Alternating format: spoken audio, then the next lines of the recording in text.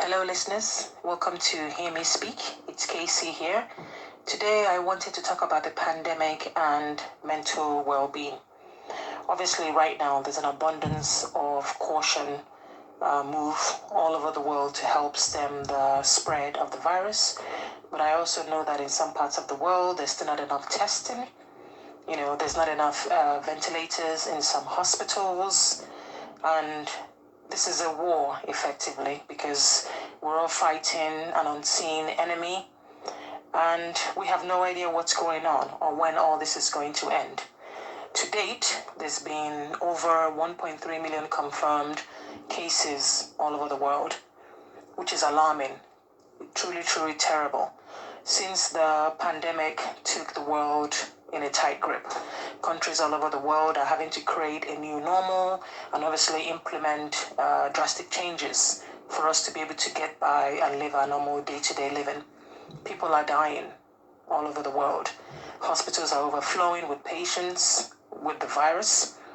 There's lockdown in place, quarantine, social distancing, stay 2 meters apart, wash your hands with soap for 20 seconds, stay home and only venture out for limited exercise, stay home and only venture out for food shopping, stay home and only venture out if you need to go to the pharmacy or if you need to go to the GP or hospital.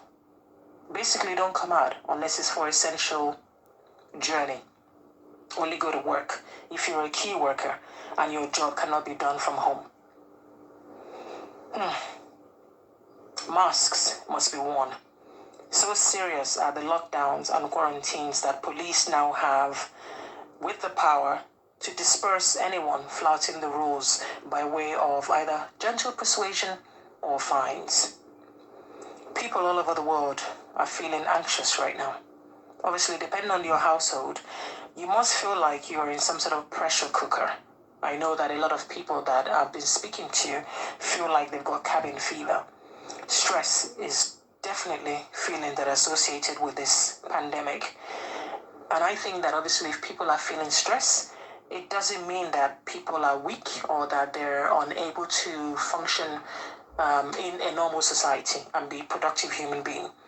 For a lot of people, and obviously for a lot of households, the COVID-19 is, I think, making already challenging situations far more difficult. If and where possible, I think that people should stay connected with their loved ones through, thank goodness, digital media. It's good to talk to colleagues, family members that you trust, and friends for extra support. It is difficult that we cannot have any social interactions with the people we would normally like to see, but for now, this is the new normal. And also, when talking to others, I think you'll be surprised by how many people have similar feelings to you, just so you know that you are not alone. It's not easy being indoors day in and day out. My goodness, it is not easy. And it's only been a couple of weeks since we had an official shutdown here in London. Okay, and with no end to this in sight, it's very, very frustrating and again, scary. That seems to be the most appropriate word right now for everybody. It's a scary situation. We're living in scary times. Having to suddenly be cooped up with your family members, yes, we all love our family members, but being cooped up day in, day out with no respite in sight is very much alarming. Normally, children will go to school and people go off to work, and then everyone kind of congregates in the evening before they have supper, where we exchange some pleasantries about the day, what happened, how you feeling, what other interactions did we have during the course of the day, and then of course, everybody goes to bed. Now, we're in confinement, albeit we are being confined in our homes. We all know that human beings, we're just not designed to be cooped up like as if we're in cages. We're naturally sociable creatures, and it's not often that something happens to everybody at the same time until now. So I had some thoughts or some suggestions about what people might want to do or would be interested in doing. And also, these are stuff that people have also told me that they're actually also doing in their own home. So I thought, why not make a podcast about it and talk about it? Again, there's nothing original here. These are all probably stuff that we're all doing already because, like I said, we're all cooped up. We're all indoors. There's not much we can do besides going out for the main essential things. But everybody needs to look after their mental health. That much is very, very important. Everybody needs to be concerned about their well-being. That is also very, very crucial. Just because we cannot see an end in sight and we don't know what's happening. So we just have to live day by day and just try our best to be as mentally, upbeat as much as we can in a very, very difficult situation. It is tempting to want to stay in your pajamas all day for days on end, but that is not a good idea. All right? So I would also say that people need to bathe. Yes, I said bathe. People need to bathe more than once a week.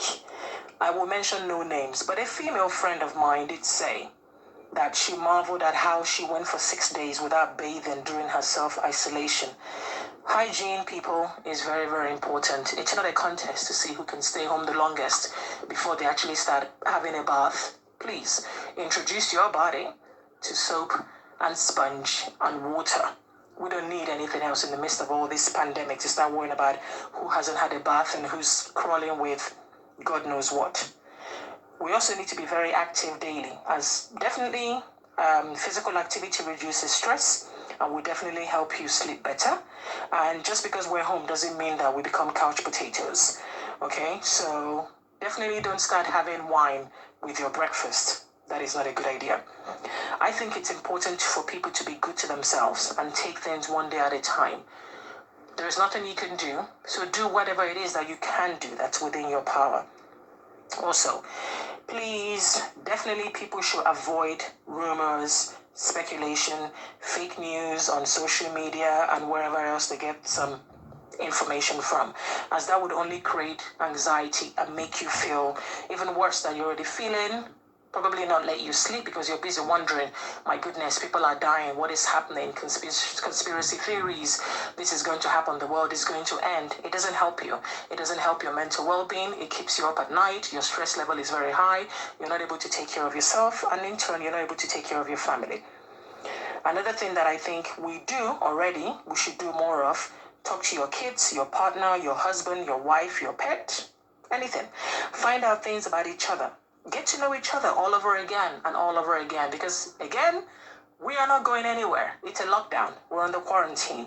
So we might as well get as much information as we can about each other, things that we never really had time to do because, again, every day people go to school, people go to work, we have very, very busy lives, and now we're being forced to stop and take stock.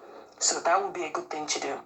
And regardless of gender, age, ethnicity, and sexual orientation, we also have to remember that this virus can affect everyone and anyone.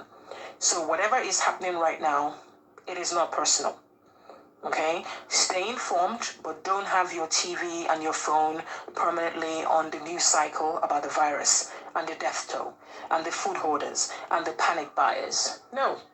Do other things besides being stuck on watching the news and just bad news and bad news and bad news. Your phone is much more than that. It's a gateway to other avenues. So use it and do something else. Just again, so your anxiety level isn't raised.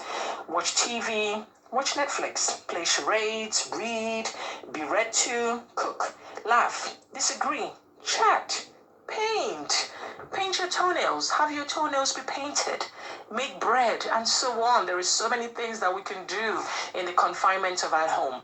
We are still allowed to go to the supermarket. You can still go get your groceries, then come back and find different ways to be creative, not just with yourself, but with your family members or with people, even if you live alone, with people via Skype, by social media way to connect. There's so many things that people can do. Again, this is all to make sure that our mental well-being isn't stuck on something, on a negative loop, and that we're just consuming, negative energy, negative news, fake news. We need something to uplift us, especially at these very, very challenging times.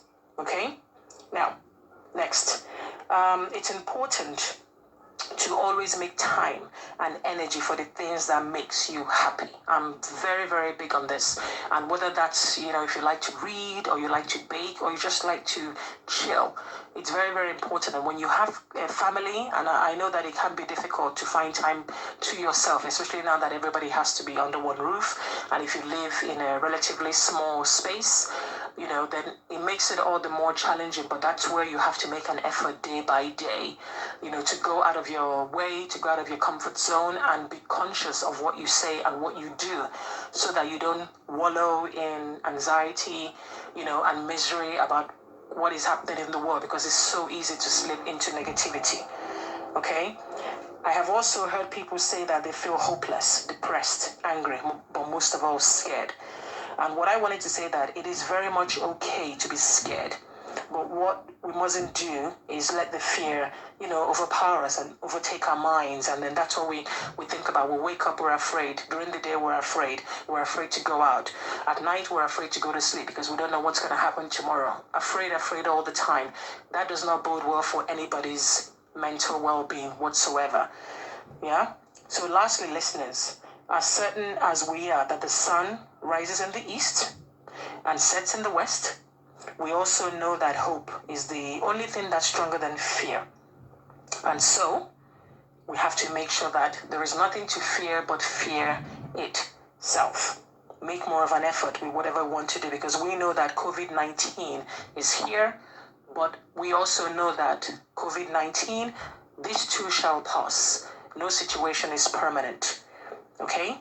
So, thanks for listening, and let me know your thoughts and comments, whatever it is that you're doing, or any suggestions or anything you've read about how to make sure that we keep our mental well-being positive and light and remain hopeful.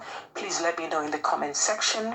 Don't forget to click subscribe, share this video, and give it a thumbs up if you will. Take care.